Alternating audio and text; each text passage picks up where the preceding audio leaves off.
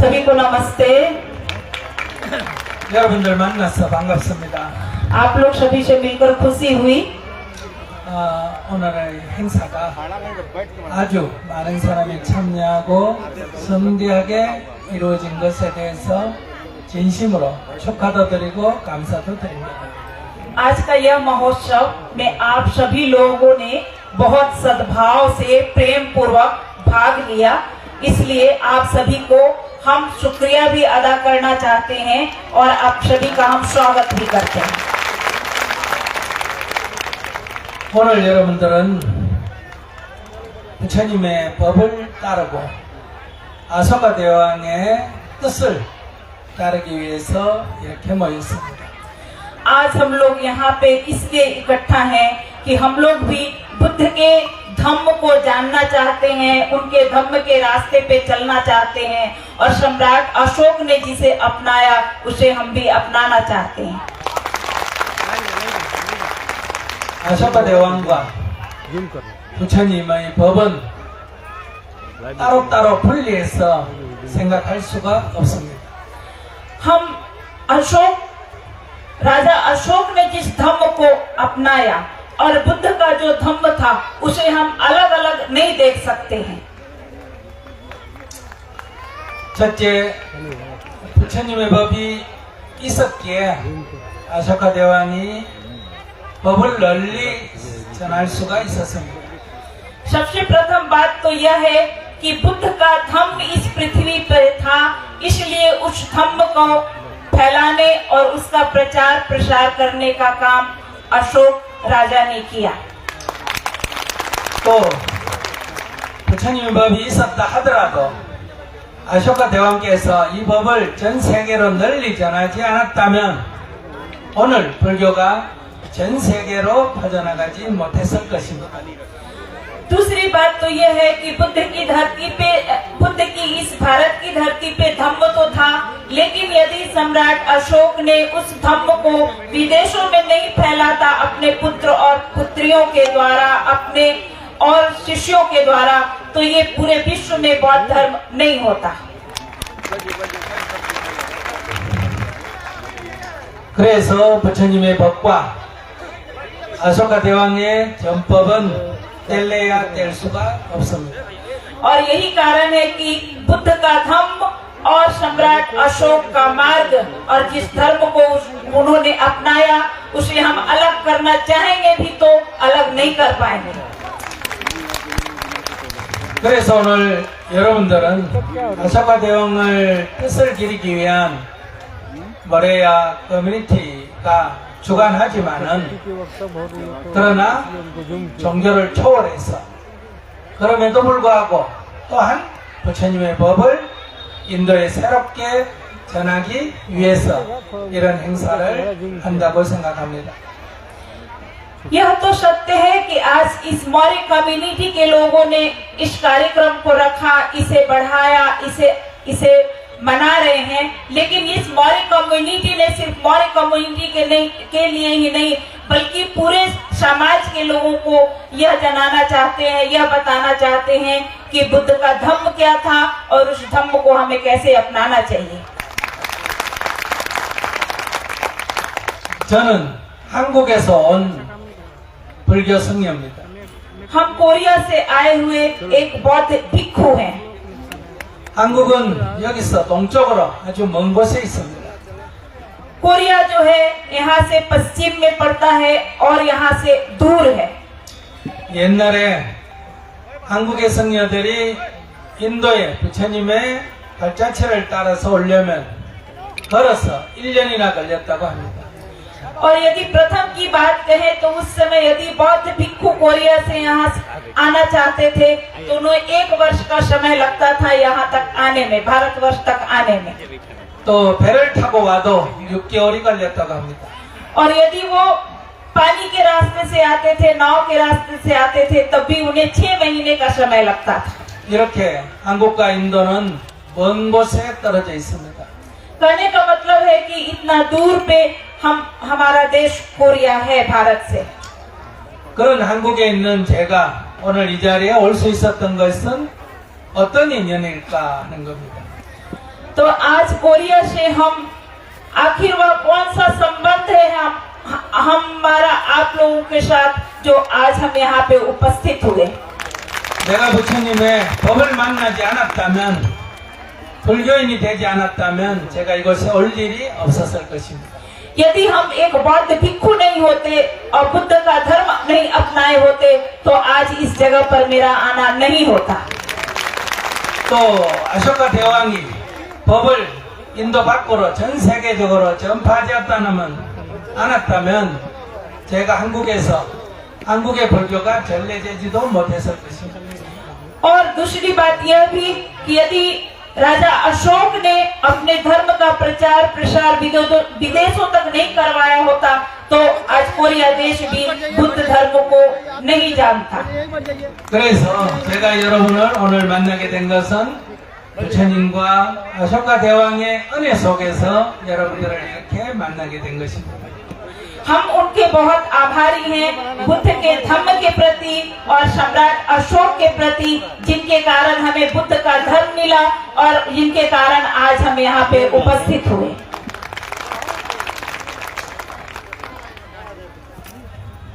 아쇼카 대왕은 여러분들께서도 잘 알고 있을 거라 생각합니다. हमें इतना उम्मीद है कि संभवतः आप सभी लोग सम्राट अशोक के बारे में जानते होंगे। 아쇼카 대왕은 인도 전 역사에서 가장 위대한 왕이고 정치인입니다. भारतीय इतिहास में भी राजा अशोक का बहुत ही बड़ा महत्व है। 아쇼카 대왕은 인도 대륙에 있는 많은 민족과 나라를 하나로 통일한 첫 번째 왕입니다. और वह प्रथम ऐसे राजा थे जो पूरे भारत को एक सूत्र में बांधे थे, पूरे भारत पे विजय प्राप्त किए थे। 물론 자기 스스로 혼자만 한 것은 아닙니다. निश्चित है कि उन्होंने अकेले स्वयं एक इस काम को नहीं किए। 찬드라굽타 모레야인 첫 번째 할아버지 왕과 아버지 왕 그리고 이어서 인도 대륙을 통일한 것입니다. उनके वंश में चंद्रगुप्त मौर्य थे जो दादा के रूप में इस कार्य को आगे बढ़ाए थे, फिर उनके पिताजी इस कार्य को आगे बढ़ाए थे और बाद में इसमें पूर्ण सफलता प्राप्त करने वाले सम्राट अशोक हुए थे। 그러나 아쇼카 대왕이 처음부터 훌륭한 왕은 아니었습니다. प्रारंभ से ही वो इतने महान और इतने प्रसिद्ध राजा नहीं थे। 성질이 사나웠다고 합니다. ऐसा माना जाता है कि वो भी झगड़ालू प्रवृत्ति के थे और युद्ध में विश्वास रखा करते थे। 또 많은 사람을 죽이는 그런 잔혹한 면도 있었다고 합니다. और युद्ध में उनके द्वारा भी बहुत सारे लोगों की मृत्यु हुई थी। 왕이 되기 위해서 자기의 이복 동생 99명을 죽이고야 왕이 될 수 있었다고 합니다. और इतिहास में ऐसा भी मिलता है कि उन्होंने राजा बनने के लिए अपने भाइयों को मृत्यु के घाट उतारने का काम किया था। 또 칼린가 왕국과의 전쟁에서는 10만 명 이상의 사람들이 죽어서 피가 강물처럼 흘렀다고도 합니다. और कलिंग युद्ध में लाखों व्यक्ति को मार करके उस युद्ध को जीतने के कगार पे पहुंचे थे। 그러나 아쇼카 대왕은 부처님의 법을 만나서 자신의 그런 잔혹함을 버리고 새로운 사람이 되었다고 합니다. लेकिन उसी समय उनका मिलन बुद्ध के धम्म से हुआ और बुद्ध के धम्म को जानने के बाद उन्होंने इस क्रूर कार्य को छोड़ दिया। 그는 자신의 과거에 그런 잔혹함을 깊이 참회하고 스스로뿐만 아니라 이 모레아 왕국에서 살생을 금지시켰다고 합니다. और बुद्ध के रास्ते पे चलने के बाद उन्होंने करुणा को अपनाया और पूरे मौर्य साम्राज्य में अहिंसा के धर्म का पालन करवाया। 살생을 금지시키는 그런 소극적인 행동에서 머무르는 게 아니라 많은 어려운 사람을 도왔다고 합니다. सिर्फ अहिंसा का धर्म का पालन ही नहीं किया गया उनके राज्यकाल में, बल्कि उन्होंने आम लोगों के लिए भी बहुत सारा कार्य किया। 사람이 다니기 쉽도록 길을 닦았고 लोग आवागमन अच्छे से कर सके इसीलिए उन्होंने रोड की व्यवस्था की, सड़क बनवाए 곳곳에 우물을 파서 물을 먹도록 했고 और जगह जगह पर कुआं खुदवाने का काम किए यात्रियों को पानी पीने के लिए। 나무를 심어서 나그네가 그늘에서 쉬도록 했다고 합니다. और ये भी पता चलता है कि उन्होंने वृक्ष लगवाए ताकि यात्री लोग गर्मी के मौसम में छांव में रुक करके आराम कर सके। 아픈 사람을 치료하고 बीमारियों को दवा मिलने का भी, 부모가 없는 고아들을 돌보고 और जिनके माता पिता नहीं थे वैसे अनाथ बच्चों को भी मदद किए 자식이 없는 늙은 노인들을 돌봤다고 합니다. और ऐसे वृद्ध माता और पिता जिनके बच्चे नहीं थे उनकी भी सेवा किए। 흉년이 들어서 양식이 부족할 때는 양식을 빌려주고 다음에 농사를 지어서 갚도록 했다고도 합니다. और ये भी पता चलता है कि उनके राज्य में जब अकाल पड़ा था तो अकाल के समय में सभी लोगों को अन्नदान करवाए थे और अन्नदान लोगों को पर्याप्त मिला था। 법을 제정해서 힘으로 다스리지 않고 법으로 세상을 다스렸다고 합니다. और उसके बाद उनके राज्य में कोई समस्या आती थी तो उसका समाधान वो क्रांति के द्वारा, युद्ध के द्वारा नहीं बल्कि बुद्ध के धम्म के द्वारा किया करते थे। 오늘 현대 사회에서 어려운 사람을 돕는 복지 제도를 이미 2300년 전에 이 세상에 처음으로 실시한 왕이 됩니다.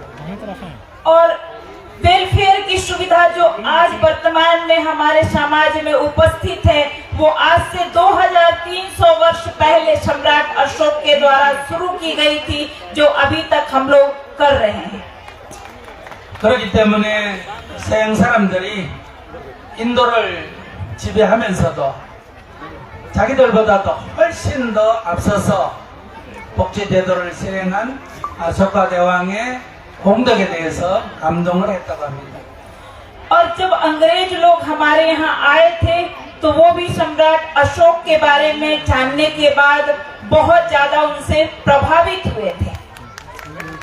그렇기 때문에 착한 사람이 부처님의 법을 만나가 착한 사람이 됐다는 것은 그렇게 빛나지 않습니다만은 악한 사람이 부처님의 법을 만나서 선한 사람이 됐다는 것은 그 사람도 훌륭하지만은 부처님의 법이 얼마나 위대하냐 하는 것을 보여주고 있습니다. तो जो व्यक्ति शुरू से करुणामय है, शांति प्रिय है, वह बुद्ध धर्म को अपनाकर समाज में उतना प्रकाश नहीं फैलाता है। जो व्यक्ति पहले से क्रूर है, शांति प्रिय नहीं है, वैसे व्यक्ति जब करुणामय बन जाते हैं बुद्ध के धर्म पाने के बाद तो समाज में एक अलग तरह का प्रकाश उत्पन्न होता है, लोगों पर एक अलग तरह का प्रभाव पड़ता है। 그렇기 때문에 오늘 우리 어떤 사람도 부처님의 법을 만나서 공부를 하게 되면 아소카 대왕처럼 누구나 다 새로운 사람, 좋은 사람으로, 훌륭한 사람으로 다시 태어날 수 있다는 것입니다. और इसलिए हम आज ये कह रहे हैं कि बुद्ध का धम्म जो है वो सभी लोगों के लिए है, जो करुणा प्रिय हैं, शांति प्रिय हैं उनके लिए भी और जो नहीं है उनके लिए भी, ताकि इस धम्म के द्वारा उनका जन्म जो है वो सफल हो जाए। 아소카 대왕은 자신이 이렇게 크게 변하도록 해준 부처님의 법에 너무나 깊이 귀의하고 부처님을 존경해서 부처님의 발자취를 따라서 하나하나 다 순례를 했다고 합니다. राजा अशोक ने जब बुद्ध धर्म को अपनाया तो सिर्फ बुद्ध धर्म की शिक्षा लेने का काम वो नहीं किए, बल्कि उस बुद्ध तीर्थ स्थल पे सभी जगह पे गए और उस जगह के बारे में एक अशोक चिन्ह का स्थापना की। 여기서 부처님이 태어나셨다. यहाँ से बुद्ध ने जन्म लिया था। 여기서 부처님께서 깨달음을 얻으셨다. इस जगह पे बुद्ध को ज्ञान की प्राप्ति हुई थी। 여기서 부처님께서 처음으로 설법하셨다. बुद्ध ने यहाँ पे अपना प्रथम उपदेश दिया था। 여기서 부처님께서 원숭이에게 공경을 받으셨다. इस जगह पे बुद्ध को बंदरों के द्वारा मध का भोजन प्राप्त हुआ था। 이런 식으로 부처님의 발자취마다 다 찾아서 확인하고 거기다가 탑을 세우고 거기다가 अशोका सक्चुरल सेवसमिति। और इस तरह से बुद्ध तीर्थ स्थल पे जा करके कहाँ पे बुद्ध का तीर्थ स्थल है उसकी जानकारी प्राप्त करके वहाँ पे उन्होंने बुद्ध अशोक स्तंभ की स्थापना की। 이렇게 아소카 대왕이 기념탑을 세우고 석주를 세웠기 때문에 인도가 불교가 없어지고 오랜 세월이 지났는데도 우리는 그 옛날 아소카 석주를 발견해서 부처님의 모든 행적을 다시 찾을 수가 있게 된 것입니다. और यही कारण है कि भारत देश से बुद्ध धम्म विलुप्त हो गया, लेकिन वह अशोक स्तंभ जो है जो पुनः हमें यह याद दिलाता है कि यह बुद्ध का धम्म स्थान है और यह बुद्ध का तीर्थ स्थल है और वहाँ पे हम जाकर के भ्रमण कर सकते हैं, उसकी जानकारी ले सकते हैं। 물론 이것을 발굴한 영국의 커밍햄 등 학자들의 노력도 있었고 ये बात सही है कि इसकी जानकारी और इसकी खोज करने में अंग्रेज कनिंगडम का बहुत बड़ा हाथ है। 중국의 후엔상 등 순례자들의 옛날 기행문도 도움이 됐습니다. और साथ ही साथ चीनी यात्री हुएनसांग जैसे लोगों का भी तीर्थ यात्रा में इन सभी जगहों का वर्णन मिलता है। 그러나 가장 확실한 것은 아쇼카 석주와 거기에 기록된 내용입니다. लेकिन इन सभी से ज्यादा हमें स्पष्ट और तथ्य की जानकारी अशोक के स्तंभ से मिलती है जो सम्राट अशोक के द्वारा लगाया गया। 아쇼카 대왕이 살아계실 때 부처님의 법을 널리 전 세계에 전파한 것만이 아니고 지금 우리가 불교를 다시 부처님의 행적을 알 수 있는 것도 아쇼카 대왕의 공덕입니다. सम्राट अशोक ने सिर्फ बुद्ध धर्म का प्रचार प्रसार नहीं किया, बल्कि उनके कार्यों के द्वारा ही आज हम लोग उस जगह पे जा पाते हैं जहाँ पे बुद्ध का जन्म हुआ था और जो स्थान जो है बुद्ध तीर्थ स्थल के रूप में प्रसिद्ध है। 그렇기 때문에 오늘 이 자리에 참여한 우리 모두는 아쇼카 대왕께 감사하는 마음으로 큰 박수를 한번 치시기 바랍니다. इसलिए आज हम यहाँ पे उपस्थित सभी लोगों से निवेदन करेंगे कि सम्राट अशोक की स्मृति में उनके लिए एक जोरदार ताली बजा दें।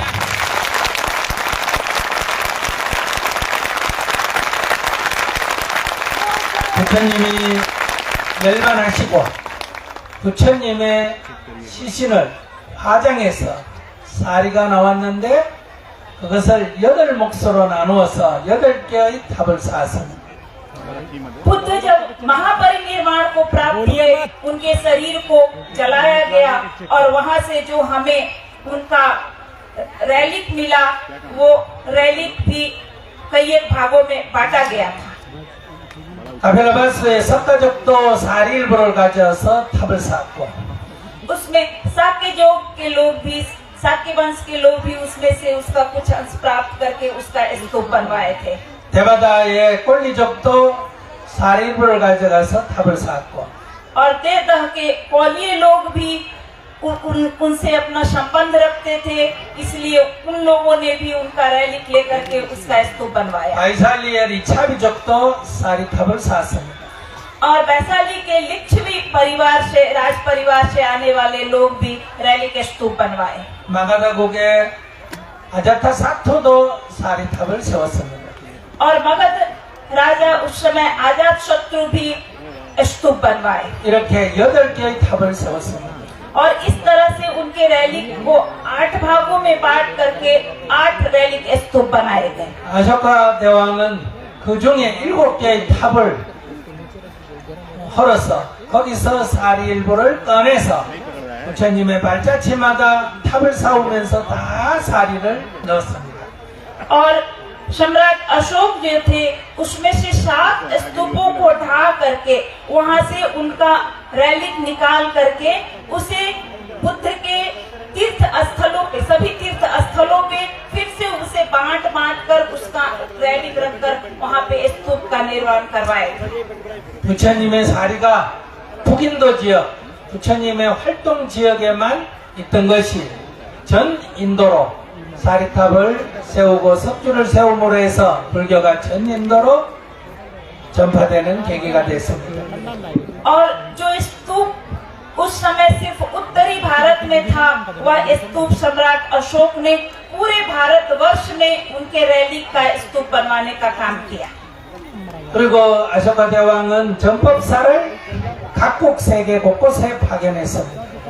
और साथ ही साथ उन्होंने सभी जगहों पे, बहुत सारे जगहों पे सभा समागार बनवाया था।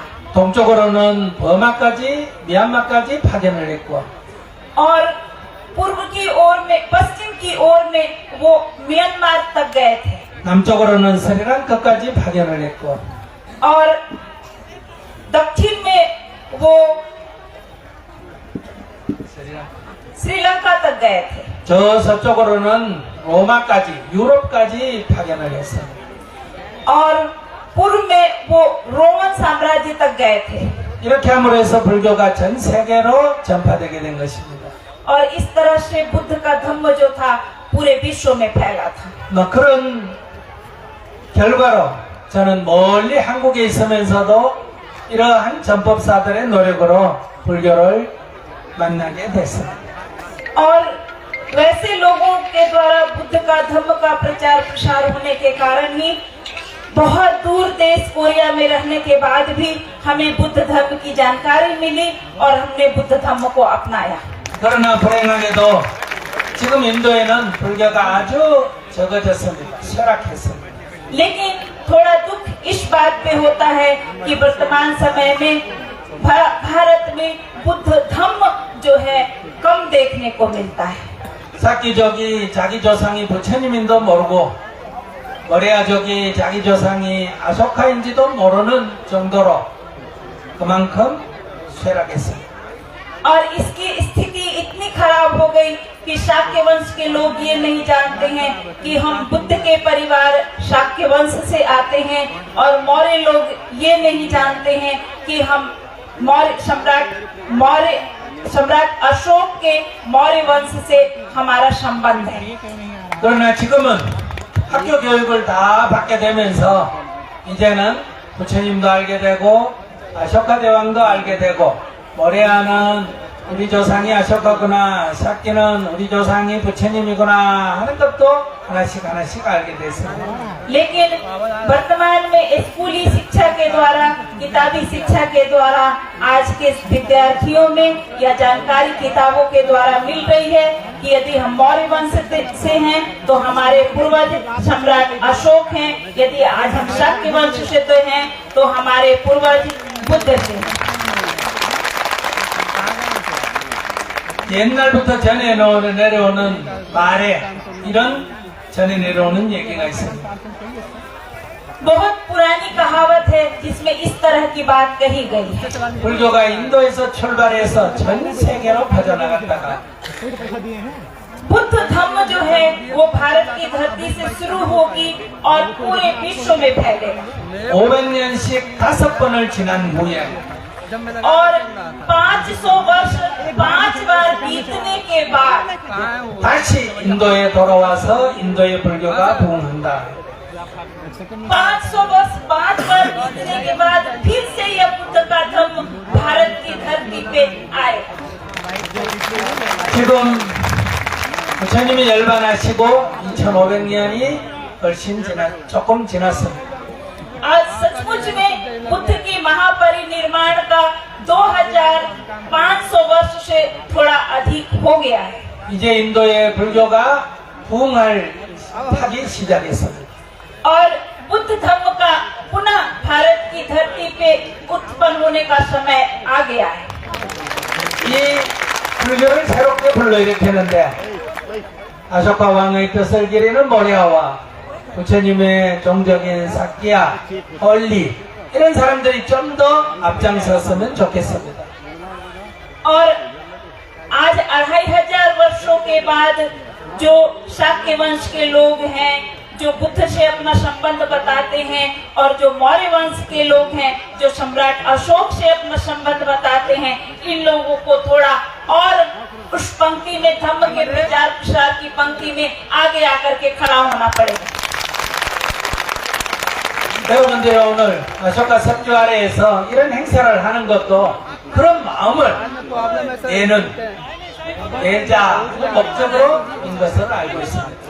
हमें मालूम है कि आज का यह महोत्सव और वहाँ पे हम लोग अशोक स्तंभ के पास पर जाकर जो पूजा किए, जो प्रार्थना किए, इसका मुख्य उद्देश्य भी आप लोग का यही होगा कि बुद्ध का धम्म पुनः इस धरती पे हो। 그러니 이 일을 시작한 우리 모리아 커뮤니티 지도자들에게 큰 감사와 박수를 부탁드립니다. इसलिए मौर्य कम्युनिटी के सभी कार्यकर्ताओं के इस इतने सुंदर भावना रखने के लिए एक बार जोरदार ताली बजा दीजिए। 인도는 지금 경제가 점점 성장해 가고 있습니다. भारत का विकास धीरे धीरे हो रहा है। 지금 세계에서 가장 안정적인 성장을 하고 있습니다. और देखने से पता चलता है कि इसकी प्रगति में वह पीछे नहीं है, बहुत अच्छे से आगे बढ़ रहा है। 이미 우리를 지배했던 영국의 경제력을 넘어섰습니다. और यहाँ तक कि यूरोप देश जिसके कभी हम कब्जे में थे उससे भी आगे बढ़ रहा है। यूनाइटेड किंगडम उसे बोल सकते हैं। 앞으로 10년만 지나면 세계 3대 경제국이 될 것입니다. और आगे 10 वर्षों के बाद भारत का स्थान 3 मुख्य देशों में एक भारत भी होगा। 인도는 이제 옛날에 식민 지배를 받던 그런 가난한 나라가 아닙니다. अब हम वैसे नहीं हैं जो कभी किसी अंग्रेज के कब्जे में थे। 이제 인도는 강국이 될 것입니다. अब हमारा भारतवर्ष जो है वह महान है और शक्तिशाली है। 그런데 인도가 경제력이라든지 군사력이라든지 힘으로만 강국이 된다면 세계는 더 시끄러워질 것입니다. और यदि भारतवर्ष जो है अपनी फैसिलिटीज का और भी अच्छे से इसकी शिक्षा ले, तकनीकी शिक्षा इसकी और मजबूत हो तो इसका स्थान और भी उत्तम होगा। 여러분도 지금 보시다시피 미국의 트럼프 대통령, 러시아의 푸틴 대통령, 중국의 시진핑 이런 사람들이 다 자기 나라의 이익을 위해서 힘으로 세계를 지배하려고 합니다. और जैसा कि आज वर्तमान के इतिहास को देख करके, वर्तमान के पॉलिटिक्स को देख करके, चाहे वो अमेरिका का राष्ट्रपति ट्रम्प हो, चाहे रसिया का राष्ट्रपति पुतिन हो या यूरोप के राष्ट्रपति हो, इन लोगों को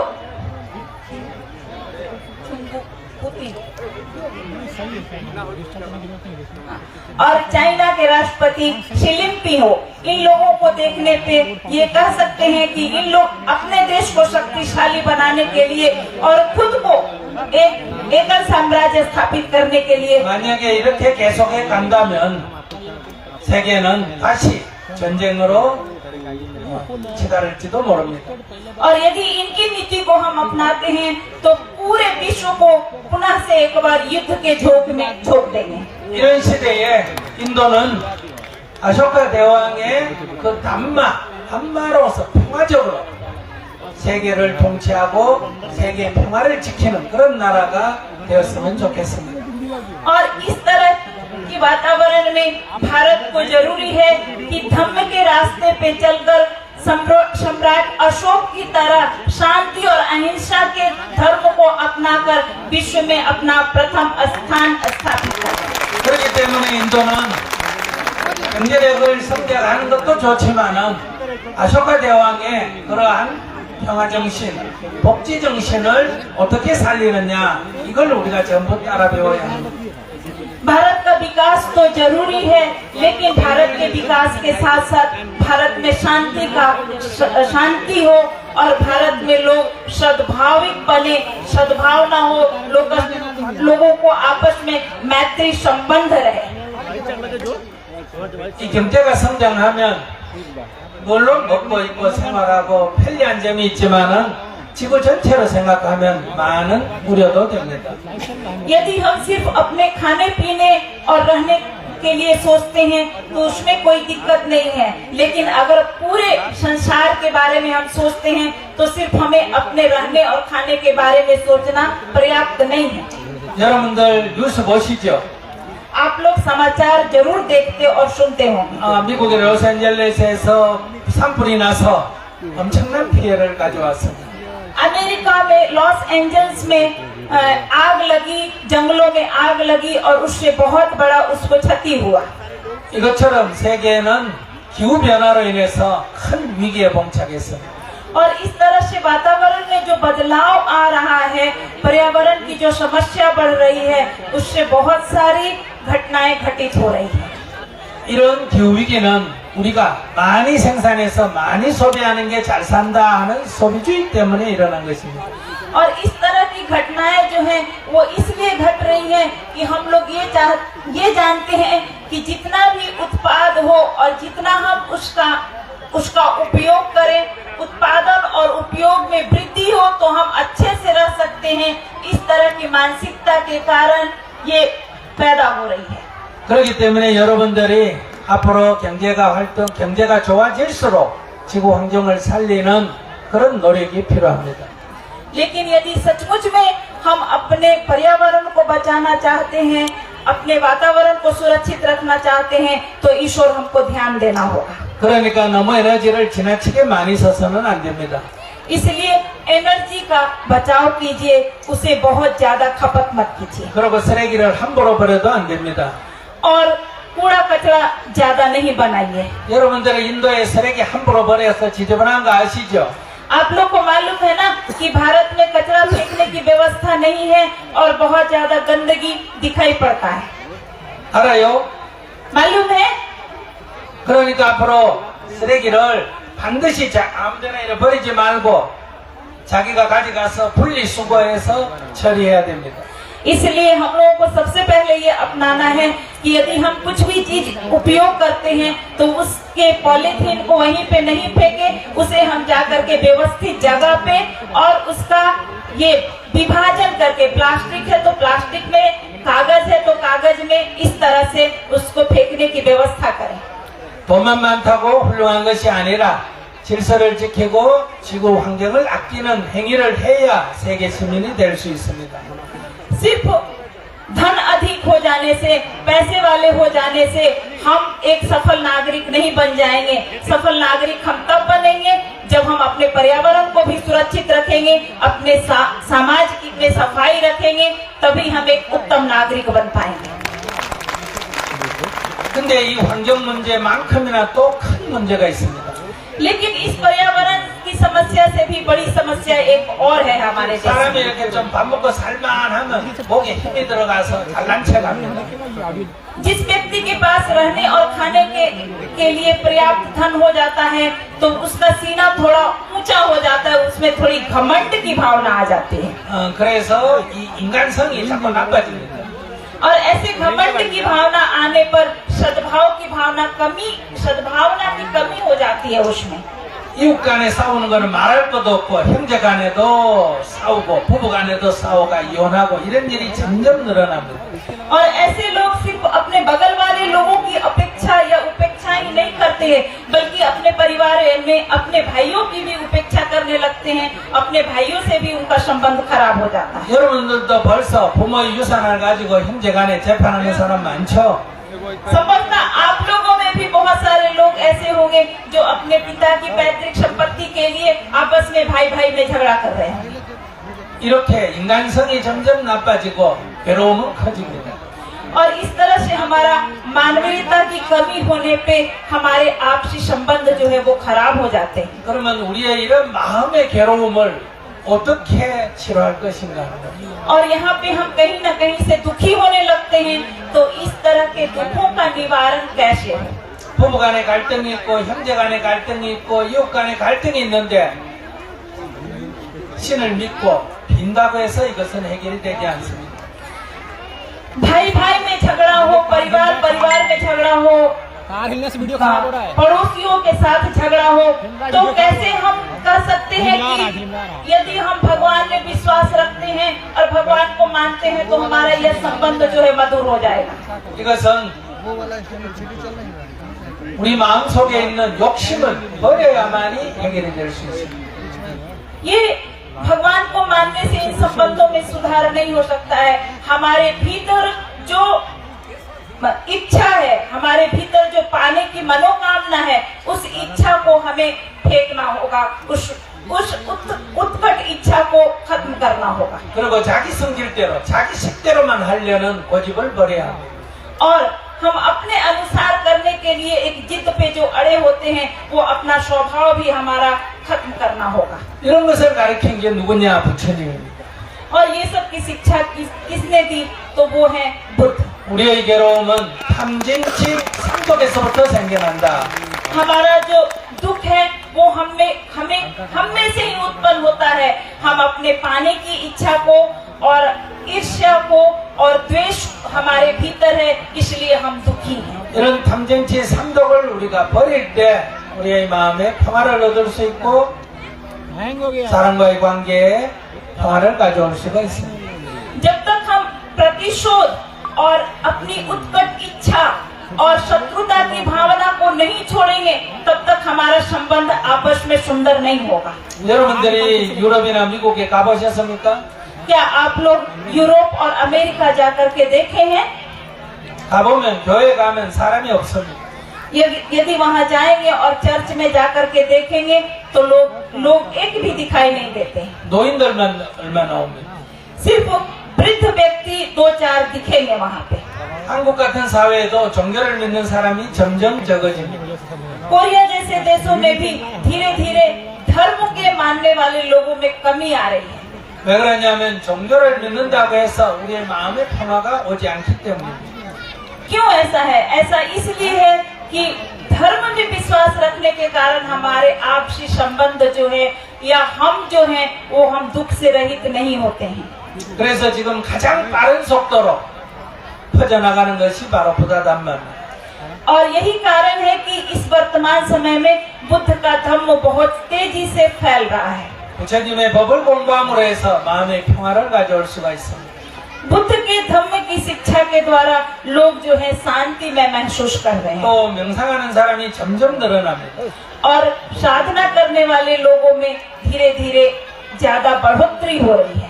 그렇기 때문에 앞으로는 부처님의 법이 인도뿐만 아니라 전 세계적으로 점점 널리 퍼져갈 수밖에 없습니다. और यही कारण है कि बुद्ध का धम्म भारत और पूरे संसार में नहीं फैलना नहीं हो सकता है, उसका फैलना ही फैलना है। 그렇게 되려면 불교를 믿는다만 갖고 안 되고 부다담마를 공부해서 이해해야 합니다. और यदि सचमुच में आप बुद्ध बनना चाहते हैं, उनके धम्म को अपनाना चाहते हैं, तो उनके धर्म को नहीं अपनाइए, उनके धम्म को अपनाकर अपने प्रवृत्ति में परिवर्तन लाइए। 부처님의 법은 오늘날 과학적으로 살펴도 아무런 모순이 없고 아주 분명합니다. बुद्ध के धम्म को यदि साइंस के आधार पर आप परीक्षण करना चाहें तो भी वहाँ वो बिल्कुल प्रखर निकलेगा। 그렇기 때문에 여러분들이 앞으로 부다담마를 다 공부해야 합니다. और यही कारण है कि आप लोगों को अब बुद्ध धम्म की जानकारी लेना बहुत जरूरी है। 여러분들 부처님 당시에 제일 큰 나라인 마가다국의 국왕인 빈비사라 왕을 혹시 압니까? क्या आप लोगों को मालूम है कि जिस समय बुद्ध थे उस समय सबसे समृद्ध साम्राज्य जो था वो मगध था और उस समय मगध का राजा बिंबिसार था। 알아요? मालूम है? नहीं। 빈비사라 왕이 부처님을 만나서 이렇게 말했습니다. बिंबिसार राजा जो थे वो बुद्ध से मिलने पर इस तरह से बोले थे। 제가 왕자 때 5가지 소원이 있었습니다. जब हम राजकुमार थे तो हमारी 5 महत्वाकांक्षाएं थी। 첫 번째는 왕이 되는 거고, और पहला उसमें था राजा बनने का, 두 번째는 부처님이 내 나라에서 출현하는 거고, और दूसरा बुद्ध व्यक्ति जो है हमारे देश से उत्पन्न हो, 세 번째는 내가 부처님을 칭찬하는 거고, और उस बुद्ध व्यक्ति से हम मिले, 내가 부처님을 네 번째는 내가 부처님의 법문을 듣는 거고, और चौथा उस बुद्ध व्यक्ति का वचन हम सुने।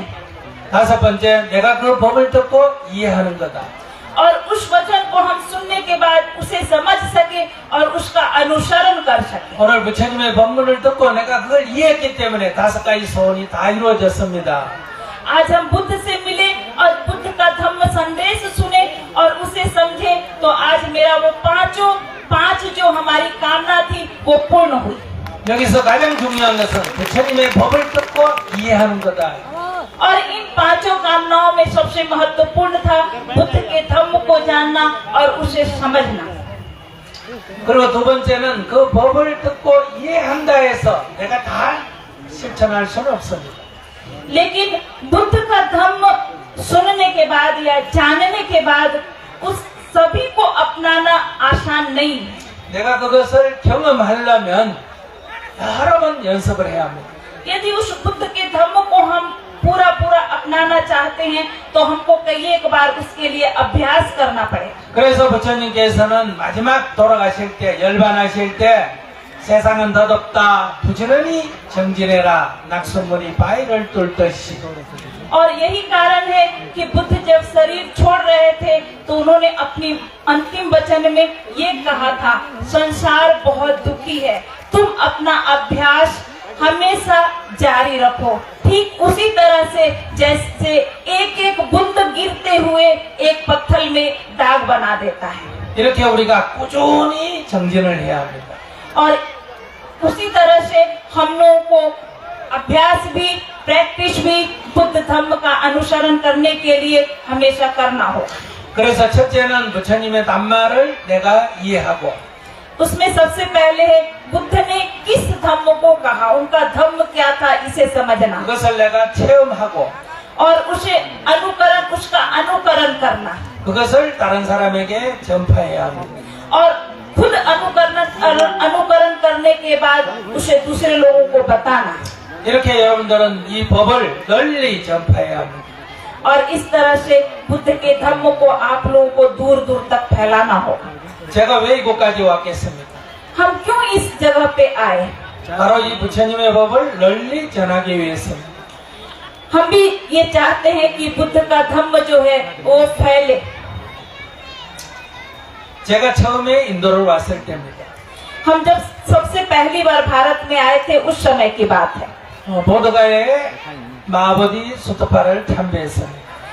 बुद्ध गया में जाकर के महाबोधि टेम्पल में हम बाव लगाए। 너무나 감동이었습니다.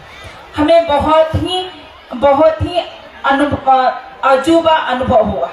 근데 거기에서 염주를 파는 사람을 만났습니다. वहाँ पे जो माला बेचते हैं उनसे हमारी मुलाकात हुई। 그래서 너 종교가 뭐냐 물었습니다. तो उनसे हम पूछे कि आप किस धर्म के हैं? 힌두교라고 했습니다.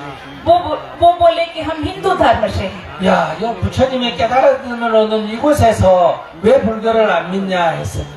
तो हम बोले कि यहाँ पे बुद्ध ने ज्ञान की प्राप्ति की, वो ये बुद्ध गया है, तुम क्यों बौद्धिस्ट नहीं हो? 불교가 힌두교하고 차이가 뭐냐 했어요. तो वो बोला बुद्ध धर्म और हिंदू धर्म में क्या अंतर है?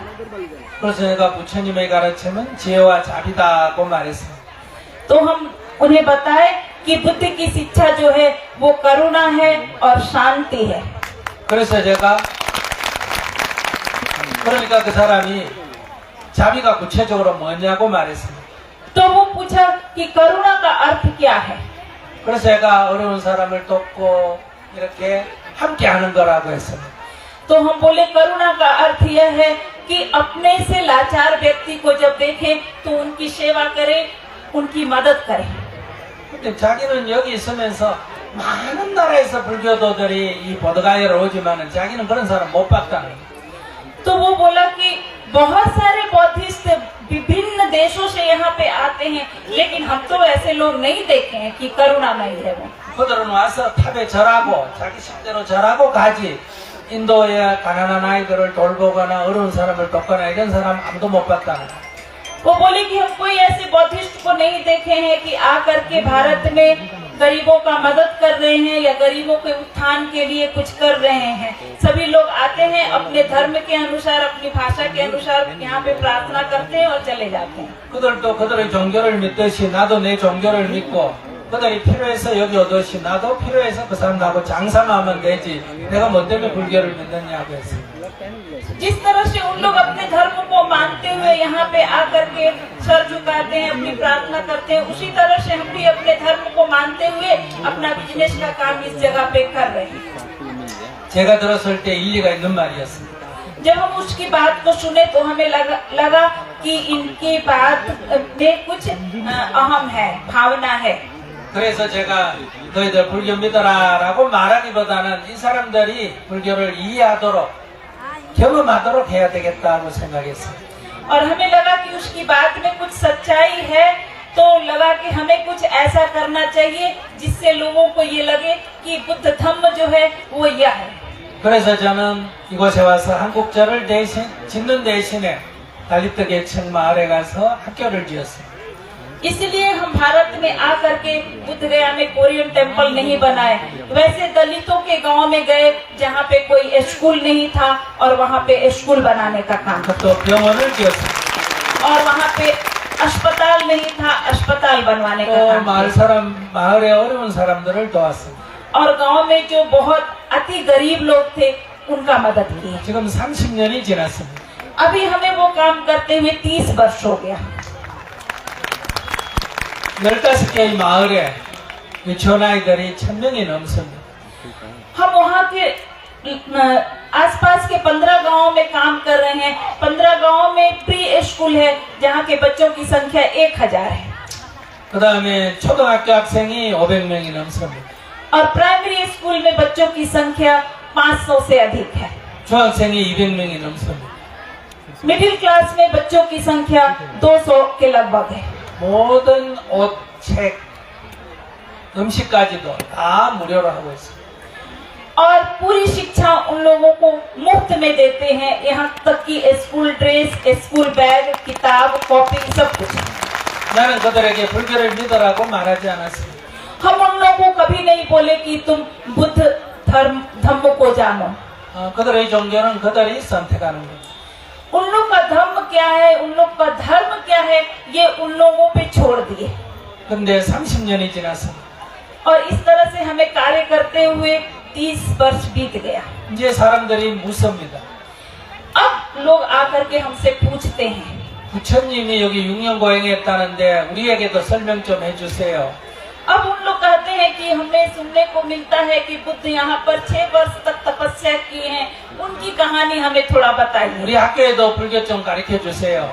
और स्कूल में बच्चे कहते हैं कि बुद्ध की शिक्षा हमें भी चाहिए, 우리도 명상 좀 가르쳐 주세요. हमें भी मेडिटेशन का प्रोग्राम हमारे लिए भी बना दीजिए। 스스로 불교에 대해서 궁금해하고 관심을 갖기 시작합니다. खुद से वो बुद्ध धर्म के बारे में, बुद्ध के धम्म को जानने के लिए उत्सुक होते हैं और हमसे जानना चाहते हैं। 아이들에게 불교를 믿으면 도와준다 이런 말을 해서는 안 됩니다. बच्चे को इस तरह की शिक्षा कभी नहीं देनी चाहिए कि बुद्ध के धर्म को मानोगे तो तुम एक महान व्यक्ति बनोगे। 부처님께서 부처님께 올리는 공양과 같은 공덕 있는 공양이 4가지가 있다고 했습니다. यदि हम सचमुच में बुद्ध धम्म को मानना चाहते हैं तो 4 ऐसे काम हैं जिसको करने पर हम बुद्ध धम्म का अनुसरण कर रहे हैं, ये कहना हो सकता है। 첫째, 배고픈 사람을 음식을 주는 거고. उसमें सबसे पहला है भूखे लोगों को भोजन करवाना। 두 번째, 아픈 사람을 치료하는 거. दूसरा, बीमार लोगों को दवा देना। 가난한 사람을 돕고 외로운 사람을 위로하는 거. गरीबों की मदद और जो लोग अकेलापन महसूस करते हैं उसके अकेलेपन को दूर करना। 청정하게 수행하는 사람을 외워하는 거다. और बहुत ही निष्ठापूर्वक अभ्यास करना। 부처님이 계시지 않을 때 이런 일을 하면 부처님께 공양을 올리는 것과 공덕이 같다. जिस समय बुद्ध थे उस समय बुद्ध के संग में शामिल होने के बराबर अभी का बुद्ध नहीं है, तो अभी ये 4 काम करने के द्वारा बुद्ध के संग में शामिल होने के बराबर है। 한국에서도 사람들이 절에 돈이 생기면 절 짓기 바쁩니다. कोरिया में भी लोग जिनके पास पैसा हो जाता है वो मंदिर बनवाने में व्यस्त हो जाते हैं। 저희들은 절을 짓지 않습니다. हम जो है मंदिर आज तक नहीं बनवाए। 절 짓는 돈으로 가난한 사람을 돕고 아이들을 돕습니다. हम लोगों मंदिर बनवाने के बजाय हम वैसे विद्यार्थियों की शिक्षा देना चाहते हैं जिनके पास शिक्षा की व्यवस्था नहीं है और गरीबों की मदद करना चाहते 이것이 진짜 불사입니다. हैं। ये सचमुच में बुद्ध का धम्म है। 그래서 우리가 이렇게 뭔가 다른 사람이 감동할 수 있도록 해야 합니다. इसलिए हम लोग को कुछ ऐसा करना चाहिए, चाहे वो व्यवहार हो, चाहे वो कार्य हो, ताकि लोग उससे प्रभावित हो। 알아듣지도 못하는 얘기를 불교라고 하면 안 됩니다. जिस बात को हम नहीं समझते हैं उसको सिर्फ रट ले कि ये बुद्ध धर्म है, तो इससे हमें धम्म की जानकारी नहीं हो जाएगी। 담마는 이해되어야 됩니다. यदि हम कहते हैं कि ये धम्म है तो उसे हमें समझना बहुत 두 जरूरी है। 번째는 실천을 해야 합니다. और दूसरे उसे अपने अभ्यास में, प्रैक्टिस में लाना जरूरी है। 그래가 자기가 변해야 합니다. और खुद में परिवर्तन लाना बहुत जरूरी है। अशोका 대왕이 변하듯이 जिस तरह से सम्राट अशोक में परिवर्तन हुआ था, 앙굴리말라가 변하듯이 जिस तरह से अंगुलीमाल डाकू खुद में परिवर्तित हो गया था, 이렇게 변화가 일어나야 됩니다. इस तरह का परिवर्तन खुद में होना चाहिए। 그래야 다른 사람들이 보고 감동을 합니다. और तब हमें देख करके लोग जो हैं वो आश्चर्यचकित हो सकते हैं, प्रभावित हो सकते हैं। 이것이 진정한 담마를 전하는 방법입니다. और सचमुच में यही धम्म है। 제가 한국에서 부처님의 법을 담마를 쉽게 얘기합니다. हम बुद्ध का धम्म कोरिया में बहुत ही सामान्य भाषा में लोगों को बताते हैं। 이 유튜브로 본 것이 17억 명이 넘습니다. YouTube के द्वारा हमारे धम्म को सुनने वाले कोरिया में 70,000 लोग से भी ज्यादा है। 회원이 150만 명이 넘습니다. और हमारे जो शिष्य लोग हैं, हमारा अनुसरण करने वाले मेंबर जो हैं, उनकी संख्या करीब 150만 명. 1.5 लाख से ज्यादा है। 대부분 절에 다니는 사람은 노인들이 많습니다. अभी भी कोरिया में मंदिरों में जाने वाले सिर्फ बुजुर्ग लोग ही हैं। 그러나 이 담마는 젊은 사람들이 많이 듣습니다. लेकिन इस तरह का धम्म सुनने वाले लोगों की संख्या जो है उसमें नवयुवक लोग ज्यादा आते हैं। 제가 이런 말씀을 드리는 것은 부다담마는 사람들을 괴로움으로부터 벗어나게 하는 힘이 있다는 겁니다. हम इसलिए ये बात बताते हैं कि बुद्ध का धम्म वह चीज है जिससे व्यक्ति अपने दुखों से बाहर आ जाता है। 그러니까 우리가 부다담마를 배우고 부다담마를 널리 전파해서 인도의 불교가 새롭게 일어나도록 한번 해봅시다. तो कैसे हम भी उस बुद्ध धम्म को जानेंगे जिससे हम आज दुखी थे, उस दुख से बाहर आ जाएं और फिर लोगों में यही धम्म का प्रचार और प्रसार करें। 어떻게 여러분들 아쇼카 대왕이 불법을 널리 전하듯이 모리아 커뮤니티가 중심이 돼서 인도의 불교를 새롭게 일으켰는데 여러분들이 앞장서겠습니까? जिस तरह से सम्राट अशोक जो है बुद्ध धर्म को अपनाने के बाद पूरे विश्व में बुद्ध धर्म का प्रचार प्रसार किए, आज सम्राट अशोक कम्युनिटी के द्वारा हम ये पूछना चाहते हैं, क्या आप लोग भी बुद्ध धर्म के प्रचार और प्रसार के लिए, लोगों में परिवर्तन लाने के लिए एक कदम आगे बढ़ाएंगे? 네. 오늘 이렇게 여러분들 만나서 다시 한번 감사드리고요. आज आप लोग से इस तरह से मिलना हुआ, बड़ी खुशी हुई। फिर से एक बार धन्यवाद है। 부다담마 속에서 여러분과 저는 형제입니다. धम्म के अंतर्गत यदि हम अपना तुलना करें तो हम लोग भाई भाई हैं।